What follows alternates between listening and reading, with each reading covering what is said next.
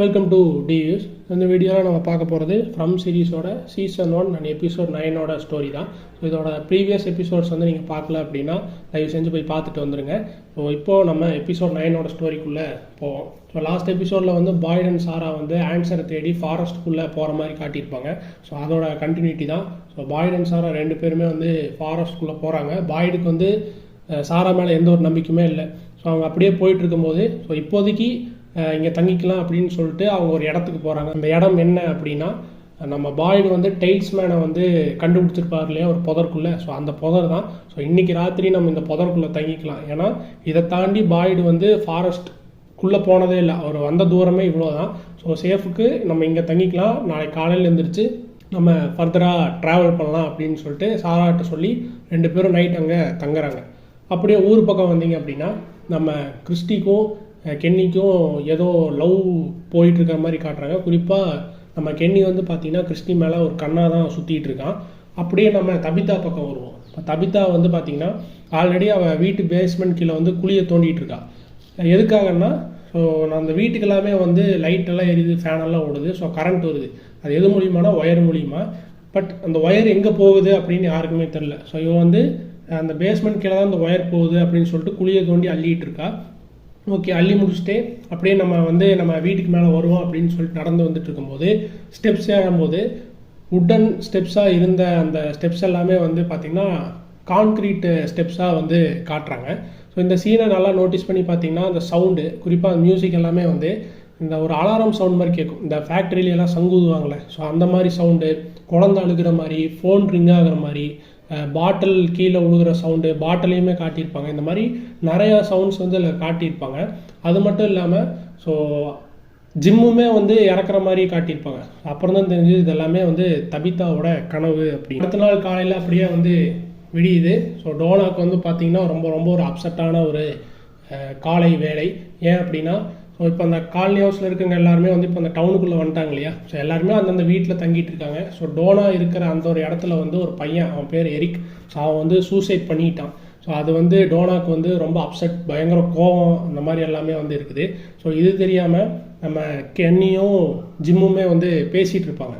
Like அந்த ஊர் மக்கள் எல்லாமே வந்து டவரை பில்ட் பண்ணிகிட்டே இருப்பாங்க. ஸோ அவங்க அந்த டைமில் எரிக்குங்கன்னு கேட்கும்போது அவன்லாம் வரமாட்டான் அப்படின்ட்டு. பட் அந்த இதில் வந்து டோனா வந்து பயங்கரமாக கோபமாகி கென்னி வந்து நான் போய் சமாதானப்படுத்துகிறேன்னு போய் டோனாவை கோபமாக்கி அந்த டோனாவமாக அந்த வீட்டையே ரெண்டாக பிறந்துட்டாப்புல. ஸோ அப்படியே வந்து மறுபடியும் காட்டுக்குள்ளே போகும்போது நம்ம பாய்டு அண்ட் சாரா அடுத்த நாள் காலையில் அப்படியே நடந்து போயிட்டே இருக்காங்க. அப்போ தான் வந்து பாய்டு வந்து சாரா கிட்ட கேட்குறான், நீ எதுக்காக வந்து அந்த சின்ன குழந்தை ஈத்தனை வந்து எதுக்கு கொல்லணும்னு ட்ரை பண்ண அப்படின்னு சொல்லி கேட்கும்போது, லைக் அதை சொன்னால் அவங்களுக்கு புரியாது அப்படின்னு நம்ம பாய்கிட்ட சொல்ல, பாய்டு நீ என்கிட்ட சொல்லு, நான் எல்லாம் புரிஞ்சுப்பேன் அப்படின்னு சொல்லி சொல்கிறாப்புல. ஸோ அப்போ தான் வந்து சாராவோட அந்த ஸ்டோரியை வந்து சொல்கிறாங்க. என்னென்னா, இப்படி ரெண்டு கார், அதாவது நம்ம ஜிம்மும் ஜேடும் ரெண்டு காரில் வந்திருப்பாங்களே. ஸோ இந்த மாதிரி டவுனுக்கு வந்து ரெண்டு கார் வரப்போகுது, அங்கே வரவனால இந்த ஊருக்கு ஆபத்து இருக்குது, அதனால் நீ வந்து அந்த பையனை வந்து கொல்லணும், அவங்கள கொல்லணுங்கிற மாதிரி எனக்கு ஒரு வாய்ஸ் கேட்டுச்சு.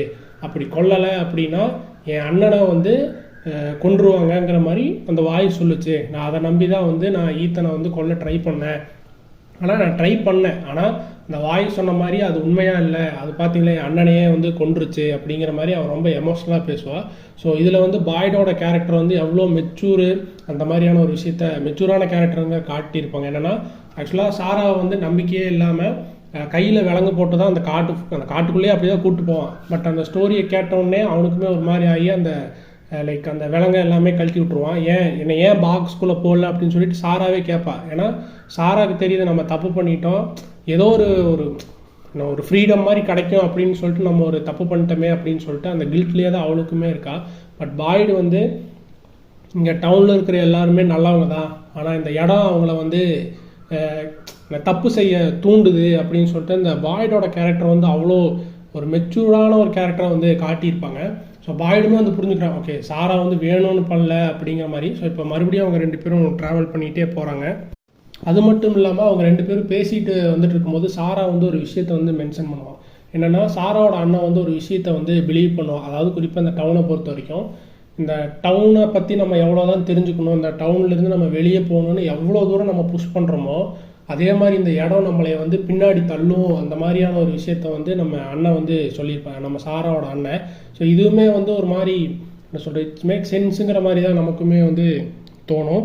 அப்படியே ஊர் பக்கம் வந்தோம் அப்படின்னா நம்ம தபிதா, ஈத்தன், ஜூலி இவங்க எல்லாமே வந்து ஒரு டேபிள் பக்கத்தில் உட்காந்து பேசிகிட்டு இருக்காங்க. அது மட்டும் இல்லாமல் நிறைய டிராயிங்ஸும் இருக்குது. ஸோ இந்த டிராயிங்ஸ் எல்லாமே பார்த்திங்கன்னா நம்ம விக்டரோடது. ஆக்சுவலாக நிறைய பேர் இதை பசில் அப்படின்னு சொல்லிட்டு இருக்கும்போது ஈத்தன் மட்டும் பார்த்திங்கன்னா இது பசில் கிடையாது, இது ஸ்டோரி. இந்த ஸ்டோரியை வந்து நம்ம வந்து கனெக்ட் பண்ணணுங்கிற மாதிரியான அவன் ஒரு விஷயத்த வந்து சொல்லுவான். ஆக்சுவலாக வந்து இந்த டவுன்லேயே வந்து இந்த டவுனுக்கு அப்புறம் ஒரு டவுனுக்கு ரிலேட்டான ஒரு ஆள், இந்த டவுனை பற்றி எல்லாமே தெரிஞ்ச ஒரு ஆள்னா விக்டர் எனக்கு தெரிஞ்சு. அப்புறம் விக்டருக்கு அப்புறம் மேபி ஈத்தனாக இருக்குமோ, ஏன்னா அந்த கேரக்டருமே வந்து பார்த்திங்கன்னா கிட்டத்தட்ட சிமிலர் ஆஃப் விக்டரோட கேரக்டர் மாதிரி தான் தெரியும் ஈத்தனோடதும். அதுக்கப்புறம் நம்ம தபிதா வந்து பேசிகிட்டு இருக்கும்போது நம்ம ஒரு வேளை இந்த டவுனை விட்டு வெளியே போயிட்டோம்னா நம்ம என்ன பண்ணலாம் அப்படின்னு சொல்லிட்டு அந்த கேட்பாங்கல்ல. ஸோ நான் வந்து நல்லா சாப்பிடுவேன், ஜூலிக்கு போய் கேட்டால் நான் போய் என் ஃப்ரெண்ட்ஸை மீட் பண்ணுவேன்னு. இதே மாதிரி ஈத்தன் கிட்ட கேட்கும்போது ஈத்தன் என்ன சொல்லுவான்னா, எனக்கு வந்து இந்த இடத்துல நம்ம எப்படி சந்தோஷமாக இருக்குமோ அதே மாதிரி நம்ம வெளியே போய் சந்தோஷமாக இருக்கணும். ஏன்டா இந்த இடத்துல சந்தோஷமாகடா இருக்கீங்க அப்படின்னு கேட்டால், ஸோ அங்கே தான் வந்து லைக் ஈத்தன் என்ன மாதிரி இருந்திருக்கான் வெளியே, அந்த டவுன் இல்லாமல் அவங்க சொந்த வீட்டில் இருக்கும்போது எப்படி இருந்திருக்காங்கிற ஒரு சீனை காட்டியிருப்பாங்க. ஏன்னா அந்த வீட்டில் வந்து டேபிளே கிடையாது, நம்மளாம் இப்படி உட்காந்து விளையாடிட்டே இருக்க மாட்டோம் அப்படின்னு சொல்லும் போது தான் அந்த டேபிள் ஏன் இருக்காது அப்படின்னா அதுக்கு ஒரு ஸ்டோரி இருக்குது. என்னென்னா ஜூலி, ஈத்தன் போக தபிதாக்கு ஜிம்முக்கு 3வது ஒரு குழந்தை இருந்திருக்கு. அவன் பேர் தாமஸ். ஆக்சுவலாக அவன் சின்ன குழந்தை. அவன் வந்து பார்த்திங்கன்னா டேபிளில் வந்து படுக்க வச்சுட்டு போயிருப்பாங்க. ஓகே, அதில் வந்து ஒரு ஃபோன் வந்து ரிங் ஆகுன்னு சொல்லிட்டு எல்லாம் அப்படி இப்படின்னு அசையும் போது அந்த சின்ன பையன் தாமஸ் என்ன பண்ணிட்டான்னா டேபிள் மேலே தான் இருப்பான், அவன் தெரியாதனமாக உருண்டே கீழே விழுந்துருவான். ஸோ அது கீழே விழுந்துதான் தாமஸ் வந்து இறந்துருவான் ஆக்சுவலாக. ஸோ அதில் தான் வந்து தபிதாக்கும் ஜிம்முக்குமே வந்து 2 பேத்துக்கு ஒரு மன உளைச்சல் ஏற்பட்டு டிவோர்ஸ் வரைக்கும் போகக்கூடிய அந்த ஒரு சூழ்நிலை இதனால தான் வந்து அமையும். அப்படியே நம்ம காலனி ஹவுஸ் கிட்ட போனோம்னா நம்ம ஜிம்மும் ஜேடுமே வந்து பார்த்திங்கன்னா டிஸ்கஷன் பண்ணிகிட்டு இருக்காங்க. என்னென்னா எல்லாமே இருக்குது, பேட்ரிஸ் எல்லாமே இருக்குது, ஆனால் இதை ரன் பண்ணணும், பவர் வேணுமே அப்படின்ட்டு. ஸோ அதை கரண்ட் இருக்க எடுத்துக்கலாமே அப்படின்னா கரெக்டு தான். ஆனால் அங்கே வந்து ஃப்ளக் பாயிண்ட்டுனால எதுவுமே கிடையாது. சுவிட்சு போட்டால் எரியும், சுவிட்சை ஆஃப் பண்ணால் ஆஃப் ஆயிரும், அவ்வளோதானே தவிர்த்து அந்த மாதிரியான ஒரு ஒயரு ஒரு ஃப்ளக் பாயிண்ட் ஒரு சார்ஜ் போடுற மாதிரி அதெல்லாம் எதுவுமே கிடையாது. ஸோ அவங்களுமே வந்து பயங்கரமாக யோசிச்சுக்கிட்டே வந்து இருக்காங்க. இப்போ நம்ம டோனா வந்து பார்த்திங்கன்னா ரொம்ப அப்செட்டாக கோவமாக இருக்கங்காட்டி சரக்கடிக்கிறதுக்கு ஒரு கடையில் போய் உட்காந்துட்டாப்புல. பின்னாடியே கென்னியுமே துரத்திட்டு வந்து அவன் வந்து பெரிய ஆள் மாதிரி அட்வைஸ் பண்ணிகிட்டே இருக்கான். பட் டோனா வந்து உனக்கு முன்னாடியே நான்லாம் இங்கே இருந்திருக்கேன், இந்த இடத்த பற்றி உங்களுக்கெல்லாம் தெரியாது, நீங்கள் வந்து இப்போ டவரை பில்ட் பண்ணுறீங்க, அதெல்லாம் நம்மளை வீட்டுக்கு கூட்டு போச்சுன்னா சந்தோஷம். ஆனால் ஒரு வேளை அந்த டவர் நீங்கள் பண்ணுற விஷயம் ஃபெயில் ஆயிடுச்சு அப்படின்னா நீங்கள் வந்து அதை சமாளிக்கணும். ஏன்னா அப்படி ஃபெயில் ஆயிடுச்சுன்னா இந்த இடம் வந்து வேறு மாதிரி மாறிடும். ஃபார் எக்ஸாம்பிள் இந்த எரிக் வந்து சூசைட் பண்ணிட்டான்ல, ஸோ அந்த மாதிரி தப்பாக போகவும் வாய்ப்பு இருக்குது. ஏன்னா இந்த இடம் அப்படி தான் உங்களுக்கு வந்து ஹோப் கொடுக்குற மாதிரி கொடுத்துட்டு அது பிடுங்கிரும். அந்த மாதிரியான ஒரு விஷயத்தை தான் வந்து டோனா வந்து சொல்ல வராப்புல. இப்போ அப்படியே நம்ம ஜேடையும் கென்னியோட அம்மா இருக்காங்களே காட்டுவாங்க. ஸோ எனக்கு வந்து ரொம்ப பிடிச்ச காம்பினேஷன் கென்னியோட அம்மாவும் ஜேடுமே வந்து. அவன் வந்து ஜேடு வந்து புலம்பிகிட்டே இருப்பான். ஸோ கென்னி அம்மா டென்ஷன் ஆகி, ஏடா இதுதான் சுவிட்ச் இருக்குல்லடா, போட்டால் எரி போகுது, அப்புறம் வேண்டாம் ஆஃப் ஆன போகுது, இதுக்கேண்டா புலம்பிகிட்டே இருக்கேன் அப்படிம்பாங்க. பட் ஜேடுக்கு வந்து இல்லைம்மா உங்களுக்கு வந்து நான் சொல்கிறது வந்து புரியல, கரண்ட் வருது, ஆனால் அதுக்கு அதாவது அப்போ தான் ஜேடுக்கு புரியுது, ஆமாம் இதில் கரண்ட் வருது, ஒயருமே இருக்குது, ஒயருக்குள்ளே எது வந்தாலும் அது கரண்ட்டு தானே. ஸோ இதை வச்சு ஏதோ வந்து ஜேடு வந்து ஏதோ ஒரு ஐடியா வந்து பண்ணுறாப்புல. அப்படியே சாயங்கால வேலையும் வந்து ஆகுது. ஸோ நம்ம பாய்டும் சாராவும் காட்டுக்குள்ளே நடந்து போயிட்டு இருக்கும்போது ஒரு சவுண்டு கேட்குறாங்க. என்ன சவுண்ட்னா இந்த பாட்டில் சவுண்டு. ஆக்சுவலாக இது வந்து பார்த்திங்கன்னா நம்ம தபிதா கனவுல ஒரு பாட்டில் சவுண்ட் கேட்கும்ல, அதே மாதிரியான ஒரு பாட்டில் சவுண்டு வந்து கேட்குது. அந்த என்னன்னு பார்த்தா மரத்தில் ஃபுல்லாக பாட்டிலாக கட்டி தொங்க விட்ருக்காங்க. ஸோ நம்ம பாட்டிலை எடுக்க ட்ரை பண்ணும்போது, பாய்டு வந்து பாட்டில் எடுக்க ட்ரை பண்ணும்போது சாராக்கு வந்து திரும்ப ஏதோ ஒரு வாய்ஸ் கேட்குது போல், அதனால் தாங்க முடியல, அப்படியே மயக்கம் போட்டு விழுந்துடுறான். அப்படியே நைட் ஆகுது, ஒரு கேம்ப் மாதிரி போட்டு அங்கேயே டெயில்ஸ் மேலே கட்டி தொங்க விட்டுட்டு என்ன ஆச்சு அப்படின்னு சொல்லி கேட்கும்போது சாராக்கு வந்து வாய்ஸ் கேட்டதுங்கிறது சொல்கிறான். ஸோ என்ன சொல்லிச்சு அப்படின்னா, இல்லை இது வந்து டிஃப்ரெண்ட்டான வாய்ஸாக இருக்குது, ஒரு லேடி வாய்ஸாக கேட்டுச்சு. அந்த லேடி வந்து என்ன சொல்லிச்சு அப்படின்னா, நான் வந்து தப்பு பண்ணிட்டேன், நீங்கள் வந்து இங்கே வந்திருக்கவே கூடாது அப்படின்னு சொல்லிட்டு அதில் வந்து ஒரு வேர்டு வந்து மென்ஷன் பண்ணாங்க, ஒரு name, mister fish and Wolves அப்படின்னு சொல்லிட்டு.